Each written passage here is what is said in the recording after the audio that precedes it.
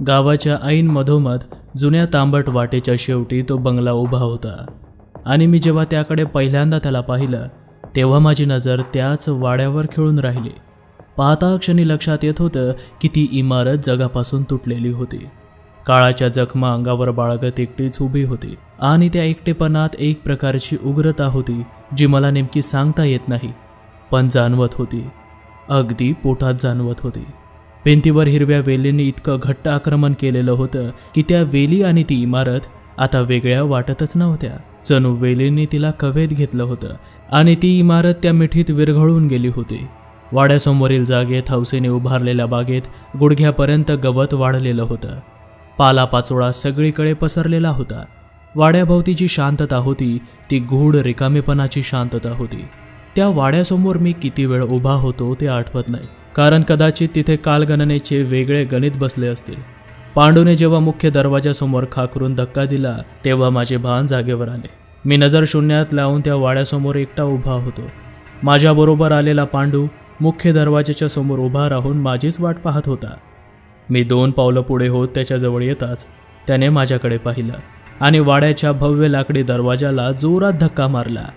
दरवाजा किरकिरत आत उघडला गेला. आत काहीतरी अनपेक्षित दिसणार असं जणू मानूनच चाललेले डोळे आतल्या दृश्यावर खिळून होते.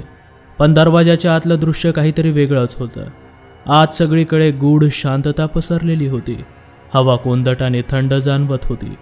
दरवाजाला दिलेल्या धक्क्याने कमानींवर साचलेली धूळ खाली पडली. तसं पांडू आणि मी केवढ्यांदा दचकलो. उंबऱ्यातून अगोदर मी आत शिरलो आणि समोरील दृश्य पाहिलं. ऐन मधोमध अंगणात दगडी तुळशी वृंदावन होतं, पण त्यात तुळस नव्हती. भोवती झाडझुडपं वाढलेले होते. एक पिंपळाचं झाड वरच्या मजल्यावर खेटलं होतं. आजूबाजूला पाखरांची घरटी दिसत होती, पण ती रिकामी होती आणि त्या रिकाम्या घरट्यांच्या अंधाऱ्या कोपऱ्यात वटवाघळं उलटी लटकलेली होती.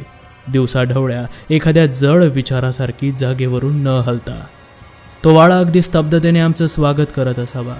उजवीकडे मोडकळीस आलेल्या पडवीत एक झोपाळा हळुवारपणे झुलत होता. मी आजूबाजूला पाहिलं. झाडाची एकही फांदी हलत नव्हती, पण तो झोपाळा झुलत होता आणि त्याच्या लोखंडी साकड्या किनकिन वाजत होत्या. मी नजर डावीकडे असलेल्या जिन्याकडे वळवली. त्याच वेळी जिन्यासमोर ती म्हातारी उभी होती. कुठून आली ते मला सांगता येणार नाही, कारण आधी ती नव्हती आणि मग अचानक आली, बस इतकंच. आणि हे मला इतकं विचित्र वाटलं की मी जागीच उभा राहिलो. तिचा चेहरा सुरकुतलेला होता. केस पांढरे होते, पण तिचे स्थिर हिरवट निर्जीव डोळे माझ्याकडेच बघत होते. थरथरत्या पण उग्र आवाजात तिने विचारलं, कोण पाहिजे? मी म्हणालो, राम आहे का? त्यावर ती हसली आणि जाऊन त्या झोपाळ्यावर बसली. डोक्यावरचा पदर सावरला आणि तुच्छतेने म्हणाली, नाहीत साहेब, काशीला गेलेत बाईसाहेबाला बनारशी आणायला. खाली मान घालून पदराशी चाळा करत ती थंड झोके घेत होती. तिच्या बोलण्यात असलेला थंडपणा आणि वाड्यातील एकंदर शांतता पाहून वेगळीच अस्वस्थता वाटत होती. मी माझ्या इच्छेविरुद्ध तिच्याकडे टक लावून पाहत उभा राहिलो. वेळेचं भान राहिलंच नव्हतं. किती वेळ त्या पवित्रात उभा होतो हे फक्त त्या वाड्यालाच माहीत. पण काही वेळात वरच्या मजल्यावरून आवाज आला, हरीसाहेब, कुणाला बोलताय? वर या. मी दचकून पांडूकडे वर पाहिलं आणि मग खाली. अगदी क्षणार्धाचा बदल झाला, पण झोपाळा आता रिकामा होता. साकळ्या झुलत होत्या, पण त्यावर कुणी नव्हतं. मी डोळे मिटले, पुन्हा उघडले, तरी ती तिथे नव्हती. फक्त तो रिकामा झोपाळा किनकिनत झुलत होता आणि त्या आवाजात एक प्रकारचा आग्रह होता जो मला समजत नव्हता. मी जिना चढायला सुरुवात केली. वरती पोहोचताच साकळ्यांचा आवाज मंद होत गेला. त्या क्षणी मी खाली वळून पाहिलं आणि अगदी एका क्षणासाठी, पापणी लावण्या एवढ्या वेळासाठी मला ती खाली झोपाळ्यावर दिसली. पाठमोरी, मान किंचित कलती, जणू माझीच वाट पाहत होती की मी वर जाईन आणि मग ती मोकळी होईल. मग पापणी लावली आणि झोपाळा रिकामा होता. माझ्या डोक्यात त्या क्षणी काही सुचत नव्हतं. मी यंत्रासारखा पुढे गेलो. पांडूने हाताने इशारा केला आणि एका खोलीत राम पडलेला दिसला. अस्ताव्यस्त, कमरेत वाकलेला, हात पाठीमागे, चेहरा भिंतीकडे करून फरफटत आलेला, जणू कोणीतरी त्याला ओढत आणलं होतं आणि मध्येच तिथे सोडून दिलं होतं. लगबगीने आत जाऊन मी त्याचं डोकं उचलून मांडीवर घेतलं. त्याचं शरीर थंड होतं. श्वास इतका बारीक होता की नसल्यासारखा वाटत होता. आम्ही दोघांनी बराच वेळ त्याच्या गालावर चापट मारून पाहिल्या, पण त्याला शुद्ध आली नाही. त्याचे कपडे मूळ रंग विसरलेले होते. दाढी केसात किरकचरा साचलेला होता. अंगातून असा दुर्गंध येत होता की श्वास घेणं अवघड होतं. पण मला त्याच्या चेहऱ्यावरून नजर हटवता येत नव्हती, कारण त्याच्या ओठांवर एक हास्य होतं. बेशुद्ध माणसांच्या ओठांवर हास्य नसतं, तरीही ते होतं आणि ते पाहून माझ्या पोटात गोळा आला. मी वर पांडूकडे पाहिलं. त्याची नजर सैरबैर होऊन सगळीकडे फिरत होती. त्याला नजरेनेच इशारा केला. अखेरीस आम्ही दोघांनी त्याला खाली आणून गाडीवर दवाखान्यात न्यायचं ठरवलं. मळकट हाडाचा नुसता पिंजरा होता तो, पण शपथेवर सांगू शकतो की तो खूप जड लागत होता. पांडूने त्याचे पाय धरले. मी त्याला खांद्यापासून पकडलं आणि आम्ही दोघांनी मिळून त्याला खाली आणलं. 5-7 पायऱ्या उतरवताना नाकी नऊ आले. कसं तरी त्याला तुळशी वृंदावनाशेजारी घेऊन येत अगदी घाईने त्याला वाड्याबाहेर आणलं आणि मोटरसायकलवर दोघांच्या मध्ये बसवलं आणि निघालो. तालुक्याच्या सरकारी हॉस्पिटलात आलो. मी माझ्याबद्दल माहिती दिली, पण त्याने काही फारसा फरक पडला नाही, कारण डॉक्टर ओळखीचे नव्हते. पण तिथले आमदार लंडनला असताना 1-2 वेळा माझ्याकडे मुद्दाम ओळख काढून आले होते, त्यामुळे त्यांना बोलावल्याने सगळी मदत मिळाली. तिकडून ॲम्ब्युलन्स घेऊन शहरात गेलो. पांडू सोबत होताच. IV, BP वगैरे वैद्यकीय चाचण्या करून यथासांग शारीरिक उपचार झाल्यावर 2-3 तासांनी त्याला शुद्ध आले. तोवर पांडू आणि मी धावपळ करत होतो. पेशंटची माहिती वगैरे फॉर्म आणि सोपस्कार पार पाडण्यात उशीर झाला. शुद्ध आली आहे, पण अजून काही तास त्यांना भेटू नका हे डॉक्टरचं सांगणं आल्याने आम्ही बाजूला असलेल्या खुर्च्यांवर बसलो. पांडू खिन्न मनाने मान खाली घालून बसला होता. मला राहवलं नाही म्हणून विचारलं, त्या वाड्यात बाई कोण होत्या? त्यावर त्याची झुकलेली मान वरती आली आणि तीक्ष्ण कटाक्षाने तो पाहत म्हणाला, कोणत्या बाई? पार्वतीबाईनंतर कोणत्याच बाईने वाड्यात प्रवेश केला नाही. मला थोडी शंका आलीच, पण त्या वाड्यात असं काही बघायला मिळेल याची कल्पना आलीच नाही. पांडू दिलीप काकांना फोन करण्यासाठी खाली गेला. तेवढ्यात मी डोकं भिंतीला टेकवून शांत पडलो. माणसांचं आयुष्य किती बदलणारं असतं. कालपर्यंत लंडनमध्ये अपॉइंटमेंटनुसार दिवसाचं नियोजन करत होतो आणि अचानक दिलीप काकांनी फोन केला काय आणि मी इकडे भारतात रामला भेटायला आलो काय? सगळं कसं स्वप्नवत होतं. मी विचार करतच होतो, तेवढ्यात मानसोपचार तज्ज्ञ डॉक्टर विकास समोर येऊन उभे राहिले. अरे डॉक्टर, तुम्ही कधी आलात? त्यावर त्यांनी माझ्या खांद्यावर हात ठेवत म्हणाले, डॉक्टर हरी, मी आताच आलो, पण तुम्ही थकल्यासारखे दिसले म्हणून बोललो नाही काय. सांगा, माझी आठवण कशी झाली? मी हातानेच त्यांना बाजूला बसायची खूण केली आणि जरा दीर्घ श्वास घेत सगळा प्रकार सविस्तर सांगू लागलो. डॉक्टर, राम आणि मी बालमित्र, पण त्याचं लग्न झाल्यानंतर माझे त्याच्याशी फारसे संबंध राहिले नाही. परवा अचानक रामच्या बंगल्यात कामाला असलेल्या दिलीप काकांनी मला फोन केला आणि इथे सगळं अलबेल नाही, तुम्ही एकदा येऊन जा असं सांगितलं. तेव्हा मी इथे आलो. पूर्वी पूर्ण गावाला ताब्यात ठेवणाऱ्या वाड्याचे आणि त्याच्या मालकाचे हाल डोळ्याने बघवत नव्हते डॉक्टर. राम त्या वाड्यातल्या एका कोपऱ्यात अत्यंत वाईट अवस्थेत आढळला. तिथून त्याला थेट इथे घेऊन आलोय. त्याची पत्नी वारल्यापासून त्याला असा मानसिक धक्का बसल्याचा माझा तरी प्राथमिक अंदाज आहे. त्या उपर आपण अधिक जाणताच. डॉक्टर, त्या वाड्यासंबंधी खूप वाईट साईट अफवा अगोदरच पसरल्या आहेत. कदाचित त्यातलं काही खरं असू शकतं का? डॉक्टर विकास थोडे सरळ बसत माझ्याकडे पाहू लागले. डॉक्टर हरी, तुम्ही ज्या वाड्याचा आणि तिथल्या सत्तेचा उल्लेख करत आहात, असे वाडे प्रत्येक गावात असायचे. आता धकाधकीच्या काळात ते ओसाड पडले आहेत, त्यामुळे सगळीकडेच तशा बातम्या कानावर येत असतात. Forget it. राहिला प्रश्न तुमच्या मित्राचा आणि माझ्या पेशंटचा, तर तिथे थोडं कलेने घ्यावं लागेल. असं करूया, त्यांना आजची रात्र इथेच राहू देऊ. उद्या सकाळी आपण लोणावळ्याला घेऊन जाऊया, म्हणजे एकंदर त्यांची परिस्थिती समजून येईल.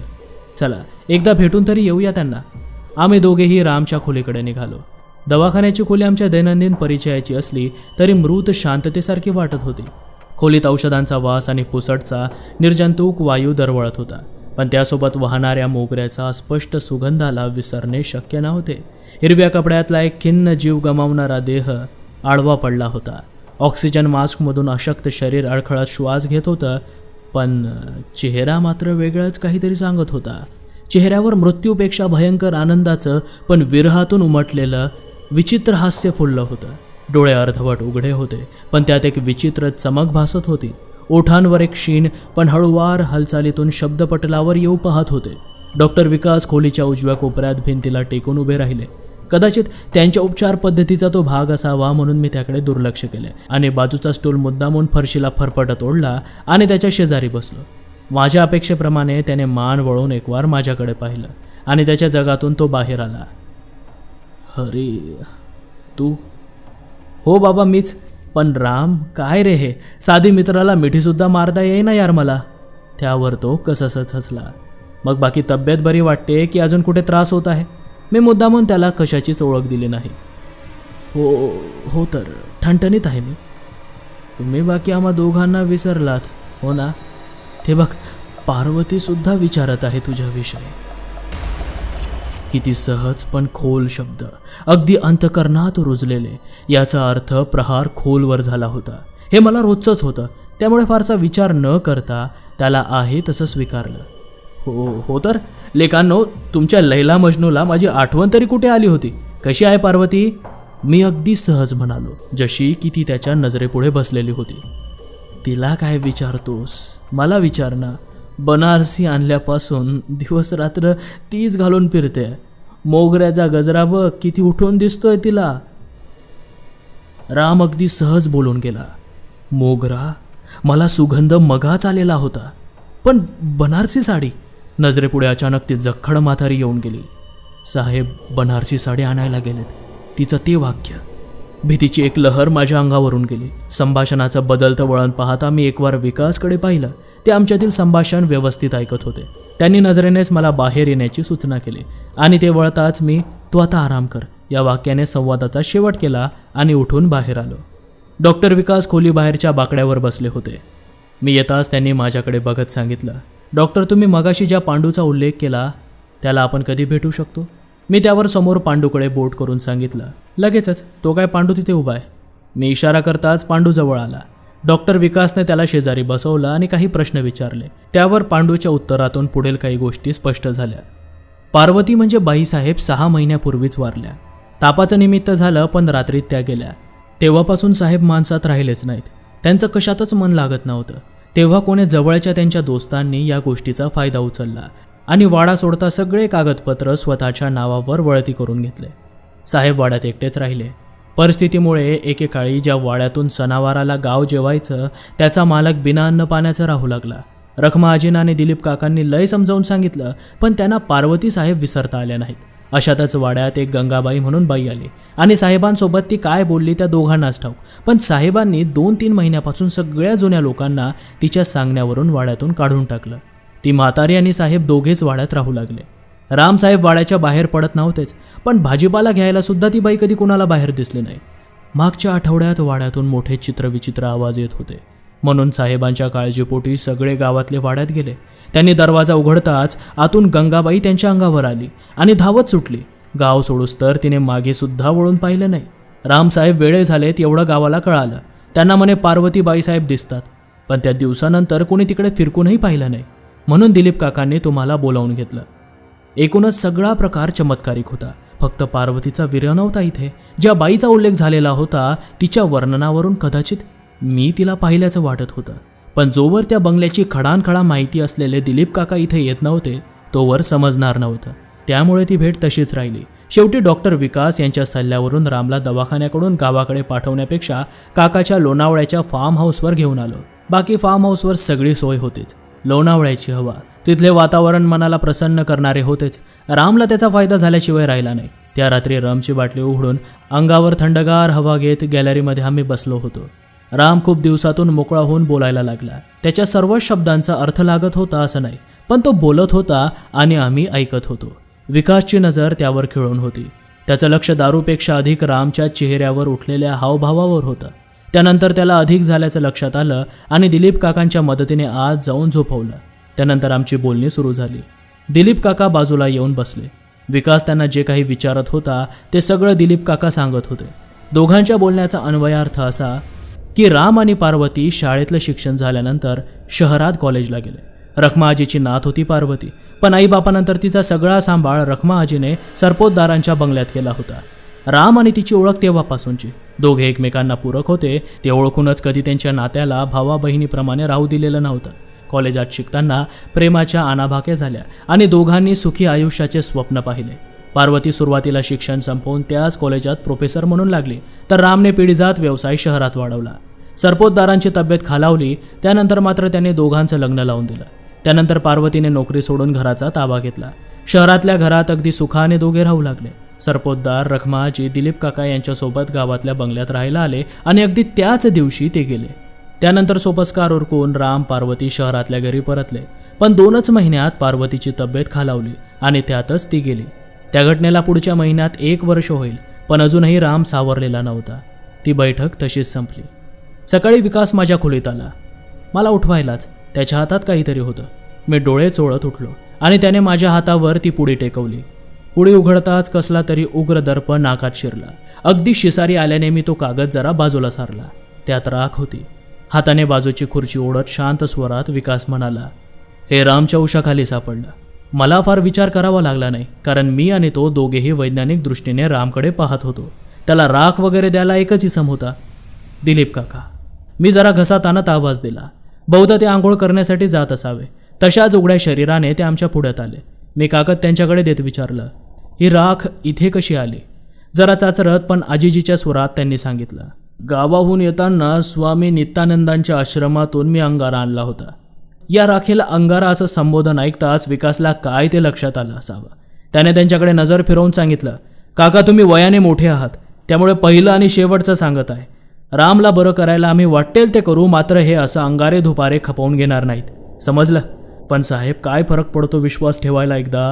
हे बघा, मला वाटलंच होतं तसं काही तुम्हाला आवडणार नाही म्हणून मी गुपचूप केलं होतं सगळं. पण ठीक आहे, जेवढा रामसाहेबांवरती तुमचं प्रेम आहे तेवढंच आमचंही आहे की. त्यामुळे तुम्ही तुमच्या पद्धतीने करत राहा आणि मी माझ्या पद्धतीने करतो. अखेरीस ज्याचा कुणाचा गुण लागेल त्याचा लागो. रामसाहेब तरी बरे होतील. दिलीप काका पहिल्यांदाच एवढं कठोर बोलले होते.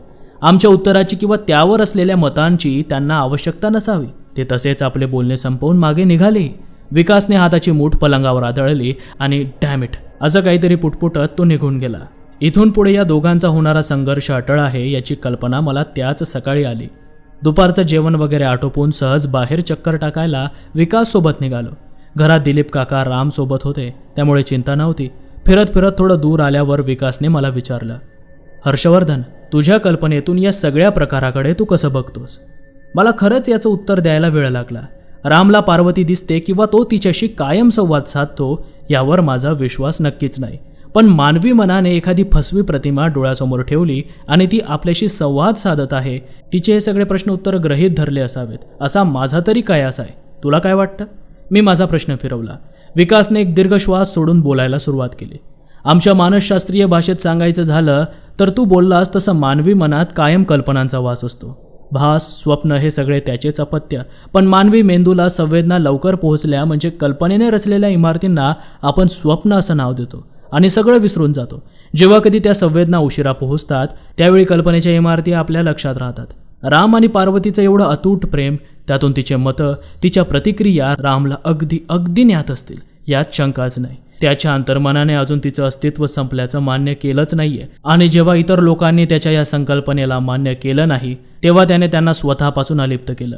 यातच काका आणि रखमा आजीचा समावेश होता. त्याच्या कल्पनांना साथ देणारी ती कोण गंगूबाई आल्याने त्या बाईला त्याने जवळ केलं. तिने कदाचित पार्वतीचं अस्तित्व मान्य केलं असेल, तेव्हा ती त्या घरातून बाहेर पडली असावी. शेवटी हे सगळं काय सांगतं तर मानवी मन अनेकदा दुःखाला हरवण्यासाठी वास्तव बदलत नाही, तर वास्तवाची, सत्याची आणि आपल्या मनातील प्रतिकृती पुन्हा लिहितो. या प्रतिकृतीत एखादा माणूस मरत नाही, निघून जात नाही, तो सतत संवाद साधत राहतो. जेव्हा समाज त्या प्रतिकृतीला मान्यता देत नाही तेव्हा दुःखी व्यक्ती जगापासून दूर जाऊ लागते. तिच्या मनात फक्त दोनच विश्व राहतात, हरवलेली व्यक्ती आणि तिची सावली धरून बसलेलं स्वतःचं मन. आमच्या बोलण्यातून त्याच्या मानसिक खेळाचीच अधिक परीक्षा बघितली जात होती. फिरताना, चर्चा करताना दुपारची संध्याकाळ कधी झाली कळलंच नाही. सूर्य उतरू लागला तसे आम्ही घरच्या दिशेने निघालो. अनपेक्षितपणे गेट उघडं होतं. सूर्य मावळतीला गेला होता तरी घरातले दिवे अजून लागलेले नव्हते. कदाचित काकांना लक्षात नसावे. आम्ही आत गेलो तेव्हा हॉलमध्ये सोफ्यावर एक इसम बसला होता. दिलीप काका त्यांना चहा देत होते. सफेद कुर्ता, सफेद धोती, कपाळावर गंध, साधारण 50च्या घरातला तो इसम गळ्यातल्या रुद्राक्षांच्या माळेसोबत चाळा करत विचारमग्न बसला होता. आम्ही आल्याचं भानही त्याला जरा उशिराने आलं. काकांनी आमची त्यांना ओळख करून दिली. त्यातून कळालं की तो इसम कुणीतरी जारण मारण करणारा बघत होता. त्याच्या दृष्टीने पाहणी करून झाली होती. आता निष्कर्ष ऐकवायला बसला होता. मी त्याला तिकडून हकलणार होतो हे नक्की, पण उत्सुकतेपोटी विकासने त्याला विचारलं, बाबा आता काय केलं पाहिजे ते भूत उतरवायला? तो जरा छद्मी हसत म्हणाला, हे बघा, मला असे वाटते की त्या स्त्रीचे आवाहन करायला हवे, त्यातून मार्ग सुटेल एवढं निश्चित. बाकी विधिलिखित कोण बदलू शकतो. आजची रात्र मी थोडी तयारी करून येतो. मध्यरात्र ओलांडल्यानंतर आपण आवाहन करूया. आवाहन म्हणजे पार्वतीला बोलवायचं? विकास जरा चेहऱ्यावरचे भाव लपवत म्हणाला, हो, त्याशिवाय गत्यंतर नाही. तिकडून जरा शांत पण निग्रही स्वरात उत्तर आलं. विकास चिडून उभा राहिला. काय नॉनसेन्स आहे यार. काका तुम्ही हे अंगारे दुपारी करत होते तोवर ठीक होतं, आता हे काय. त्यावर ते गृहस्थ देखील चिडून उभे राहिले. तुम्ही डॉक्टर काय स्वतःला देव समजायला लागले की काय. प्रत्येक गोष्टीला मानवी मनाचा खेळ समजून सत्य परिस्थिती बदलता येत नसते डॉक्टर. सत्य परिस्थिती तुम्ही दिसूच कुठे देता. थोतांड एवढं पसरवता की माणूस वास्तवापेक्षा तुमच्यावर अधिक विश्वास ठेवतो. त्याला भूत नाही वेड लागलंय आणि त्याला तुमची नाही माझी अधिक गरज आहे, समजलं. तुम्ही येऊ शकता. विकास निग्रहीपणे उग्र आवाजात बोलला. ते तुम्ही ठरवायचं कारण नाही डॉक्टर. आव्हान काय असतं ते एकदा उघड्या डोळ्यांनी बघा, नंतर तुम्हाला तुमची मतं बनवायचा पूर्ण अधिकार असेल. त्या भक्ताने डोळे मिटले, पण त्याच्या चेहऱ्यावरच्या सावल्या मात्र जणू जिवंत झाल्यासारख्या हालायला लागल्या. खोलीतल्या दिव्याची ज्योत एखाद्या दाबलेल्या श्वासासारखी थरथरली. काही क्षणांनी त्याने डोळे उघडले आणि त्या क्षणी थंड हवेनं अंगावर काटा उभा राहिला. तो कुजबुजला. तसं काही होत नाही इथे. भास मनाचे असतात, पण इथे मनापेक्षा जड काहीतरी आहे जे मानवी डोळ्यांना दिसत नाही. एक अस्तित्व अडकून पडलं इथे आणि ते जिवंतांच्या श्वासांवर जगतं. पार्वती गेली तेव्हा तिचं शरीर शांत झालं, पण तिचा शेवटचा श्वास शांत नव्हता. त्यात भीती होती, वेदना होती आणि प्रेम होतं. एक अपूर्ण प्रश्न होता. ते प्रश्न तिथेच अडकले आणि जिथे मृत व्यक्तीचा प्रश्न शेवटच्या क्षणी थांबतो आणि जिथे प्रेम अडकतं तिथे आत्मा सुटत नाही. तो जिवंतांच्या सावलीत राहू लागतो. राम तिला पाहतोय, ऐकतोय आणि ती सुद्धा रामला पाहते, ऐकते आणि उत्तर सुद्धा देते.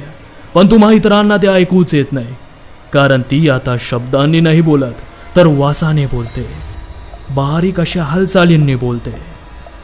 त्या खोलीत अजूनही तुम्हाला जाणवत नाही का? श्वास जड होतोय ते. राम तिला जितकं बोलतो तितका तो धागा घट्ट होत जातो.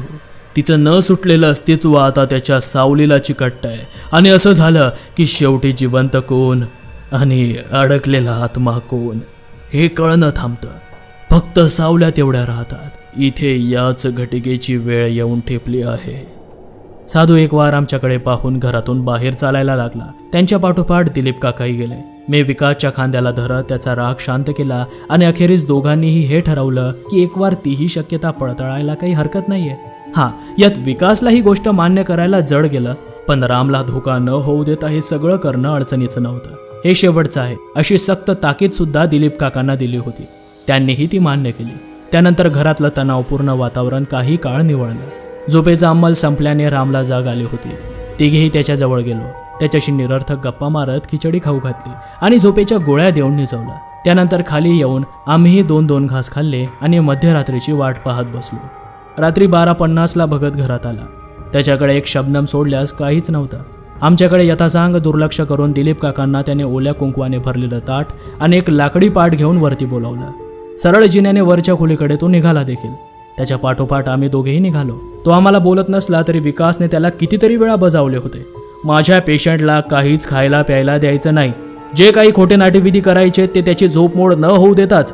पण त्याने ऐकून न ऐकल्यासारखं केलं आणि रामच्या खोलीत शिरला. तेव्हा खोलीत पसरलेल्या अंधारात राम शांतपणे पडलेला होता, पण त्याच्या श्वासातील जळपणा जाणवल्याखेरीज राहिला नाही. भक्ताने काही न बोलता जमिनीवर आपली शबनम ठेवली आणि त्यातून एक पिशवी बाहेर काढली. धातूची पेटी, काळ्या दोऱ्यात गुंफलेली वस्तू रामच्या गळ्यात अडकवली आणि पलंगाभोवती काळ्या रंगाची राख पसरून जमिनीवर गोलाकार संरक्षक कवच तयार केलं असावं. त्यानंतर लिंबू, मिरची, तांब्याची घंटा, काळे पांढरे तीळ, बांबूचं सूप, काळी दोरी, तावीज अशा जिन्सा बाहेर काढल्या.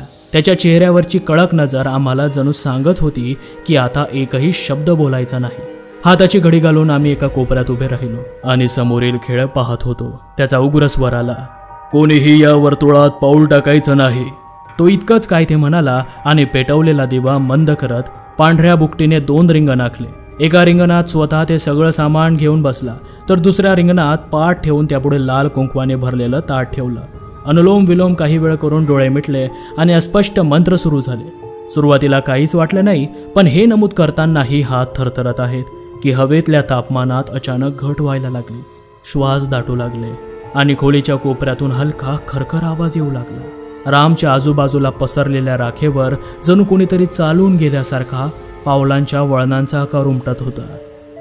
माझी नजर ते न्याहाळत होती. मी विकासकडे पाहिलं, पण तो त्या भक्ताच्या चेहऱ्याकडे अपमानाचं हसू आणून पाहत होता. मी त्याला काहीतरी सांगणार एवढ्यात बांगड्यांचा अगदी हलका पण धारधार किणकिणता आवाज आला. जणू एखादी स्त्री अगदी जवळून चालत आहे. भगत मोठ्याने मंत्र म्हणू लागला आणि दिव्याची वात जोराने हलू लागली. त्यामुळे भिंतीवर सावल्या लांबट होऊ लागल्या आणि खोलीत बनारसी कापड घासत असल्यासारखा आवाज ऐकू आला. आता मात्र माझी भीतीने गाळण उडाली. विकासची सुद्धा काही वेगळी अवस्था नव्हती. एक जोराचा उसासा टाकून अचानक रामचे हात थरथरू लागले. गोळ्यांचा अंमल असतानाही डोळे हलू लागले. श्वास अडखळत होता आणि तो त्या सुरक्षक कवचाच्या मध्यभागी पलंगावर तडफडायला लागला. भक्ताने धूप पेटवला आणि डोळे मिटत पुन्हा चाचपडत घंटा उचलली. पाटाच्या बाजूला दुसऱ्या रिंगणात ठेवली तशी ती कलंडली आणि वाजू लागली.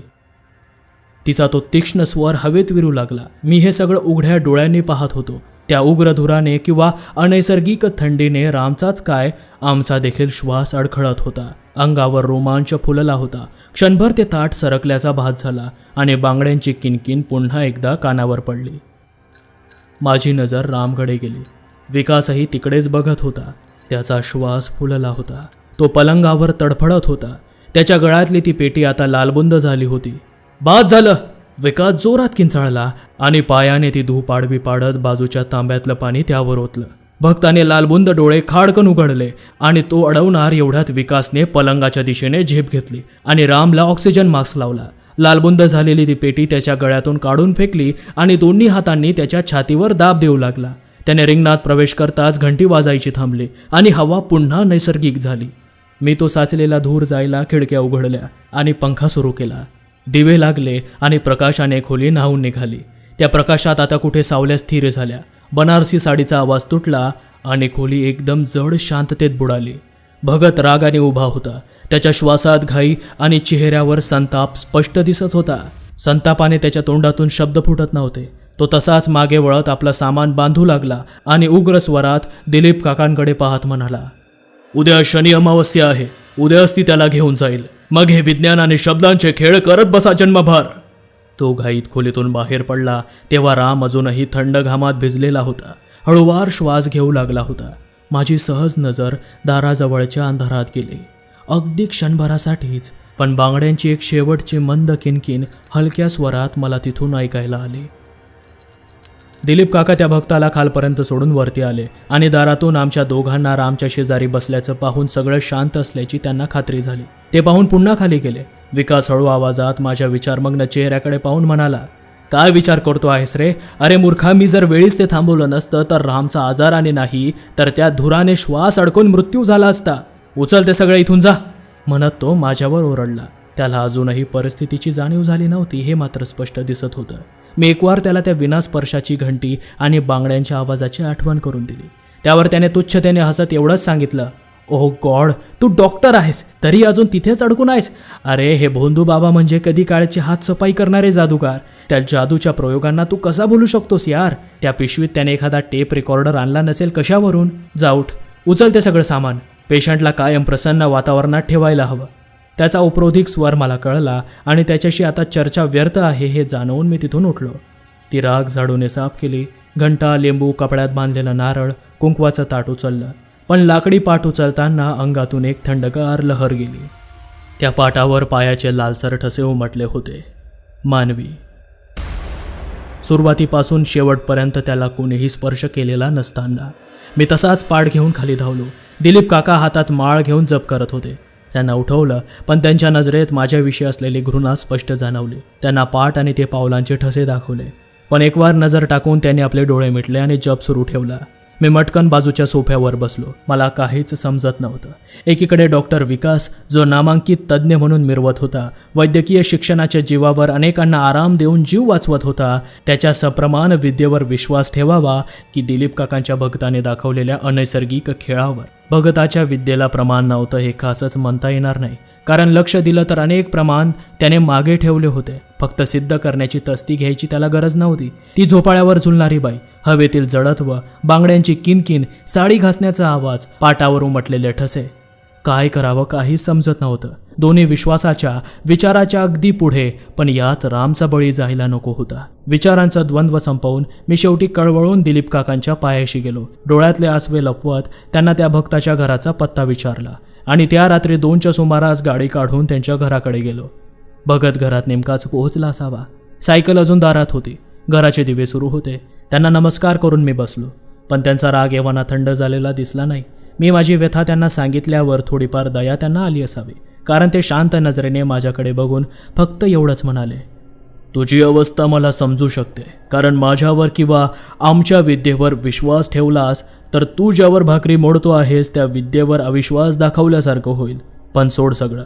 पार्वती आणि राम एक रूप आहेत. त्यामुळे पार्वतीचं शरीर या पृथ्वीवर नसलं तरी आत्मा रामच्या नसानसात भिनत आहे. ती त्याला घेऊन जाईलच, कारण तशी रामचीही इच्छा आहेच. उद्याची तिथी पूर्वनियोजित आहे, त्यामुळे त्यात बदल या घटिकेला शक्य नाही. तू स्वतःला दोष देऊ नकोस. भाग्यात लिहिलेलं देवालाही टाळता आलेलं नाही. तिथे तुम्ही हमी कोण? जा, आता रामची काळजी घे. ते पोर खूप भाग्यवान आहे. त्यानंतर त्यांची बोलायची इच्छा नव्हती. एवढं जाणून मी त्यांचा निरोप घेतला आणि घरी आलो. विकास आपल्या अमेरिकेतील डॉक्टर मित्राशी बोलत होता. मी न राहून एकदा रामच्या खोलीत डोकावलोच. पलंगाखाली चटई थरून काका झोपले होते. खाल्लेल्या मिठाला जागणारी माणसं. मी खाली आलो आणि तसाच विचार करत बसलो. सकाळ अत्यंत भकास उगवली. राम खाली हॉलमध्ये येऊन एक कोपऱ्यात नजर खेळून ओठाने पुटपुटत होता. आपल्या अमेरिकेतील डॉक्टरच्या सांगण्यावरून औषध बनवण्याच्या कामात विकास व्यस्त होता. तर किचनजवळ ओल्या अंगाने दिलीप काका देवाच्या फोटोपुढे दिवा लावून रामच्या प्राणाची भीक मागत होते. या सगळ्यांची अखेर व्हायला फक्त दुपार बाकी होती, कारण संध्याकाळी अमावस्येला सुरुवात होणार होती. वेळ कुणासाठी थांबलाय आजपर्यंत? ओढत ताणत का होईना, पण दुपार टळली आणि सूर्य क्षितिजाच्या पलीकडे जाऊ लागला. सूर्य पूर्णपणे खाली गेला तेव्हा घरात एक जड शांतता पसरली. हॉलमध्ये ठेवलेला ट्यूबलाईट 3दा लुकलुकला आणि मग स्थिर झाला. राम त्याच जागी बसलेला होता, पण आता त्याचे पाय हलके हलके थरथरत होते, जणू त्याला थंडी लागत होती. त्याचा श्वास अनियमित होत होता, अगदी जलद, कधी अचानक थांबून 2 सेकंदांनी परत सुरू.